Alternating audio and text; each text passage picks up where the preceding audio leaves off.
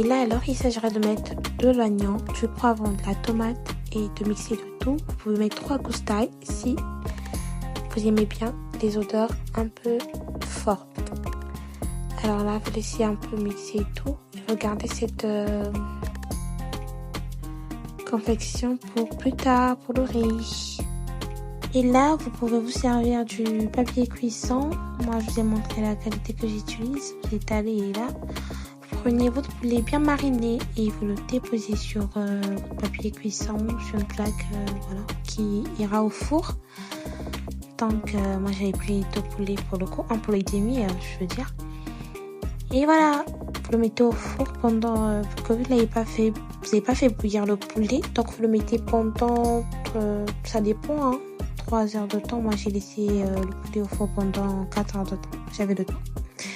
Et là prenez un verre aluminium, vous mettez, vous remplissez, vous mettez 3 verres de riz dans un bol.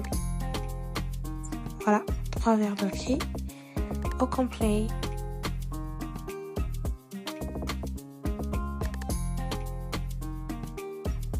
Et ensuite vous mettez un peu d'eau, une petite quantité vous laissez pour que le riz soit assez mou comme ça.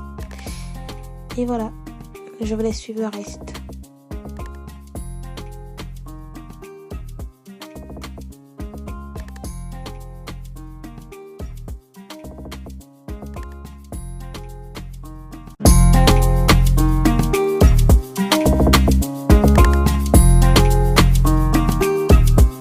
Et là, vous allez mettre la confection qu'on a faite à base de tomates, poivron et oignons, la mixture là.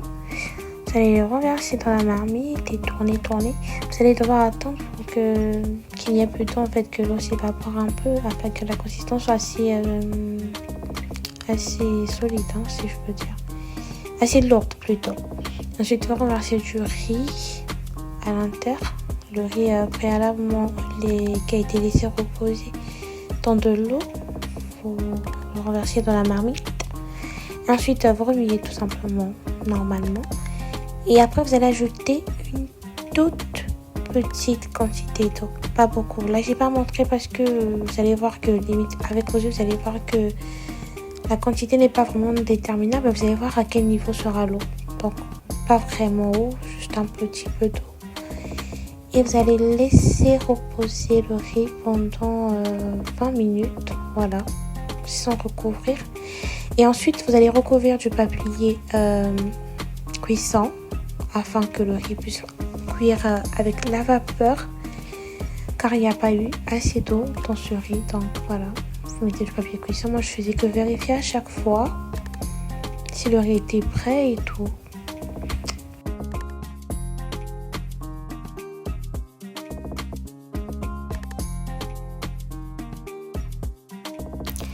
Et là, vous êtes censé avoir ce résultat-là pendant la cuisson.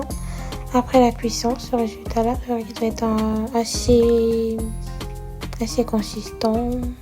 Ça ne doit pas coller, ça doit être séparé. Et voilà, c'est un peu ça. Et si vous remarquez que c'est toujours assez dur, ne vous inquiétez pas, remettez du papier cuisson. Et patientez, juste recouvrir avec du papier alu. Si vous en avez, vous recouvrez la marmite. Juste la vapeur, la chaleur qui s'échappe, là suffira à faire cuire votre riz correctement. Et vous aurez le résultat bien voulu. Et là, il est déjà prêt.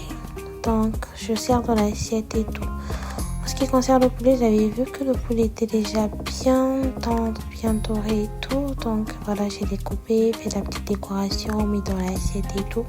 Et coupé en morceaux pour la présentation. Donc, c'est ça le résultat final. J'espère que cela vous a plu et que vous avez apprécié cette recette. N'oubliez pas de vous abonner.